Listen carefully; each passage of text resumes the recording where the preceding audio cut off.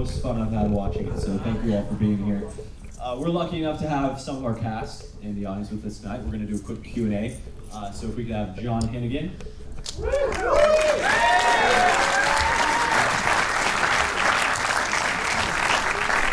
Jonathan Lipnicki. Richard Tyson. And James Park Smith, come on down. Hey, if you guys parked in the garage, you will have validated parking until midnight.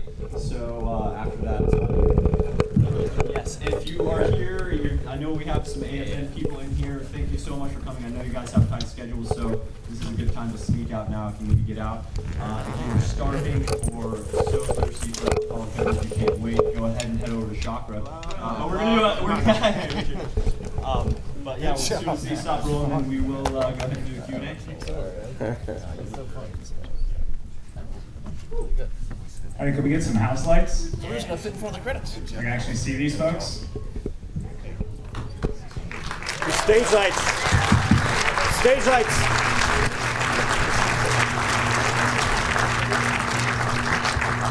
All right, so to kind of kick us off here real quick, I want to point out that all the craziness you saw Hennigan do involved no wires.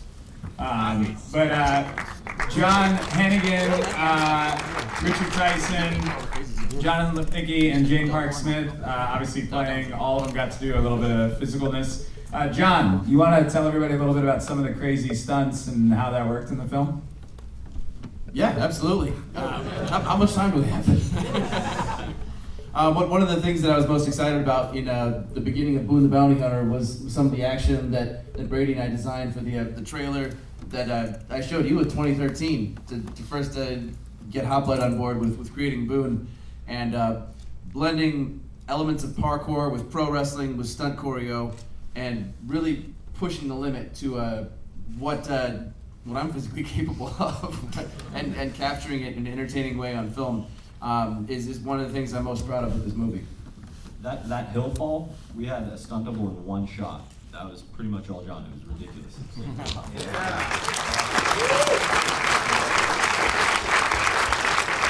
So, Lipnicki, you got kind of tossed around. I believe your mic is on, so you can comment. So what was this like for you? Smell him. You're all right. Still smells. Yeah, I mean, it was really fun. I really got to go for it with him, and I mean, I definitely got bruised up when I came home, and I'd have a few days off, and I would just sleep. I would just sleep so much. One thing I remember when we first met, because our first day on set was that porta potty scene, right? Yeah. Your trailer. It's a hell of a way to meet somebody when you're like, all right, well, the first thing up is I'm carrying you up the hill, and then I'm going to spin you around and throw you over my shoulder onto the ground. But you couldn't have been cooler about it. Yeah, you know, you really got to go for it. If you're doing something like this, and it's not a big studio movie, and you don't have a million stunt doubles, I'd rather go for it myself, and I had a great time, and I'm glad you guys let me. So thank you. Boone, yeah. We have Richard Tyson playing our villain, and Cole Davenport. Playing that role. Yeah. You do one thing right in Hollywood, you do it for 20 years. There you go. So I wanted to ask that about playing the villain in this movie compared to you played the villain before. Talk to us about being the villain again. Well, I just love the way the villain escaped, the bomb at the very end. He got out, I didn't see that, so we'll be seeing him more and more. We should mention, Richard Tyson getting blown up in the helicopter at the end. His own stunts on that one too. So great job. He's right out of there. No, but it was great. It was great fun. These guys, it's funny. I mean, when you state the obvious, it's hilarious, man. He gave me a T-shirt. Everybody got a T-shirt at the end. You've been Boone. I said, I don't want that. I'm not going to wear that. Are you kidding me? He did, though. You wore it to the ADR session. ADR. I surprised everybody with the I Got Boone T-shirt. Yeah, and they needed me to go, right before I escaped from the bomb, right? Yeah. And we did the ADR outside also. That's right. It's the first time ever you do ADR outside. I thought you needed a soundproof booth. We gave Richard the address, and he showed up and he's like, this is a park. This is a park. I can hear birds. This isn't a post-production studio. And playing our villain, the silent but deadly villain, Tess was Jane Park Smith. Round of applause for her. Yeah. James, this was very early on getting to work with her and starting to see like the fight choreo coming together. Can you talk to us a little bit just about the fight choreo that you did, the training getting in the character for Tess? Oh gosh, the fight was so much fun. It's so great to work with Spencer Grammer too. But we had a really great choreography team, and they met with us at a park and went through a lot of the moves. We like parks. Yes, very much so. I have to point out real quick, guys, the fight scene between Jane and Spencer, we were running 2 units, which is a horrible idea on a budget this size, but we did it. And we had, I think, only 2 shots with both of them at the same time. And like, it was, as an artist, I know how crazy hard that can be. So props to Jane and Spencer both, because they killed it, and they did it under like impossible circumstances. It was really fun.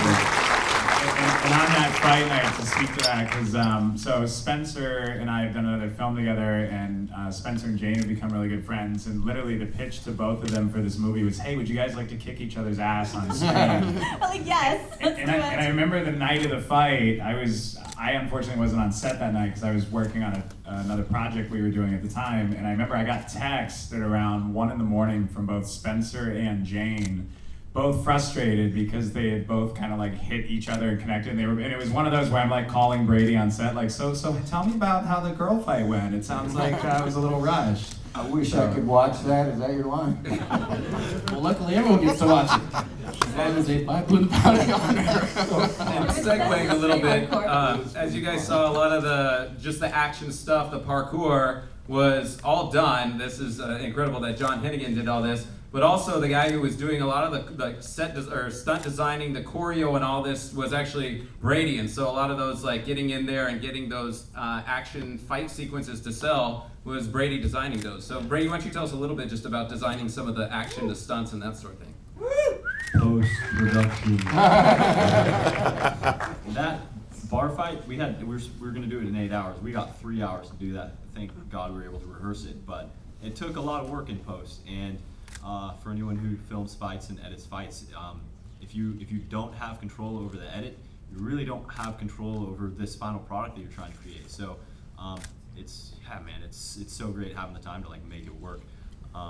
Yeah. It was really funny actually, because that bar fight day, I remember Brady kind of took over the unit while we were doing that, and it was like watching a Tasmanian devil. Because I remember like in between the sequences, like John would basically pull off some crazy stunt, throwing a guy through a table, running up a stairwell, dislocating his arm. And I remember I was doing all this, like Brady would get so excited, and like all the stunt team would be like, "Yeah, we did it." Then it was literally like, Brady, where are we going next? And he's like, "Oh yeah, right." And I remember that being really fun. We had a list of like 10 cool things that we wanted to do, and like every hour that went by, we're like, "Oh shoot, cross that off the list. Cross that off the list." I really want to do the Canadian Destroyer though. And I really want to do the elevator. And it was just like crunch time, trying to get as much stuff as we could with the time we had. I just want to note, I mean, just as you can see it translated on the film and the good nature that you see here, but Hennigan really led the way in this relentless optimism where, it made the story come together, it made the cast and the crew come together. And so it was just such a joy to be a part of this in any regard. So I'm sure anyone who's, did My a glass part is of always this would half attest full. to that as well.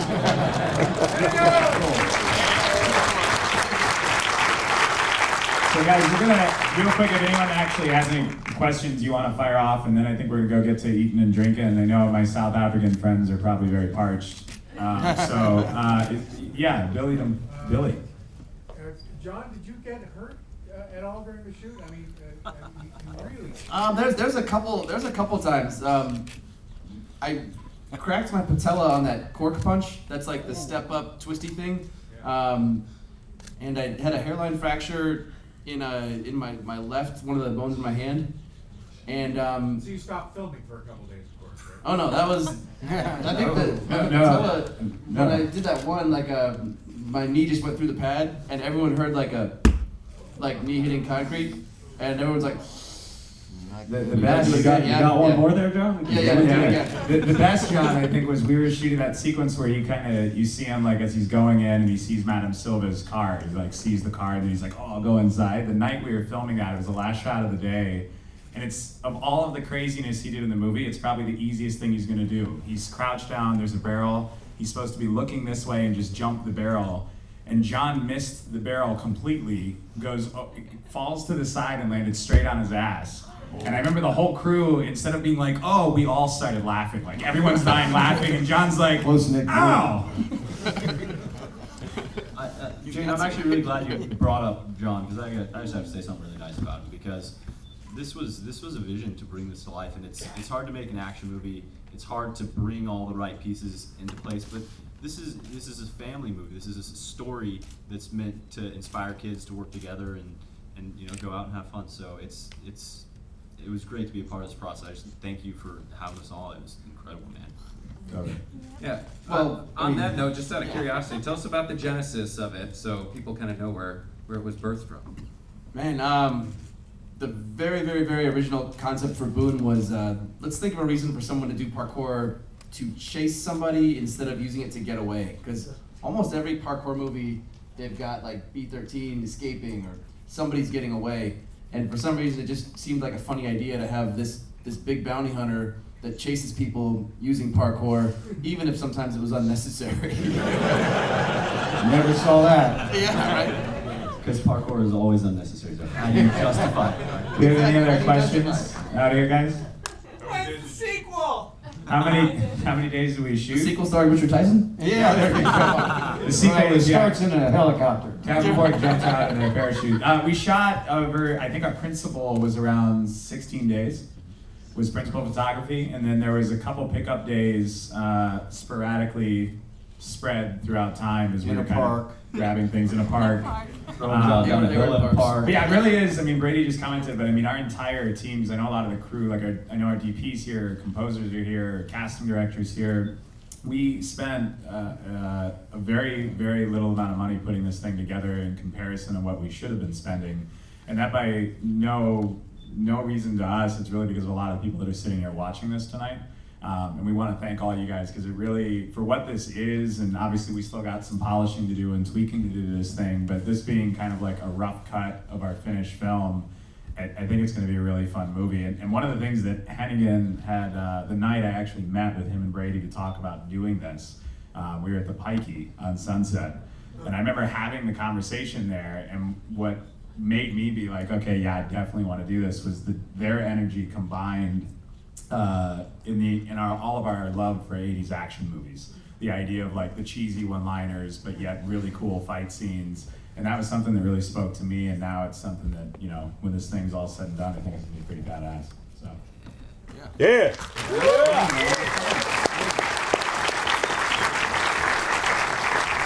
Just because I know there's out in the audience, I've met or got to see you guys, so many of you guys. If you were cast or crew, can you guys stand up in the audience just so we can give you guys a thank you? Yeah. Come on. It's the whole audience.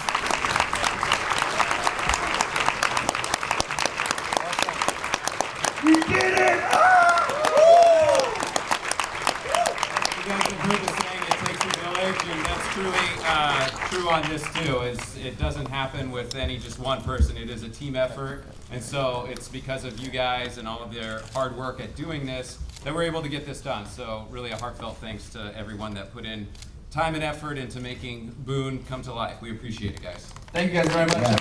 Proud of the movie, proud of all of you guys, and looking forward to catching up with everyone right next door. So why don't we go to Chakra? It's right down the street. Drinks we can and hang food. out. Talk about getting Boone.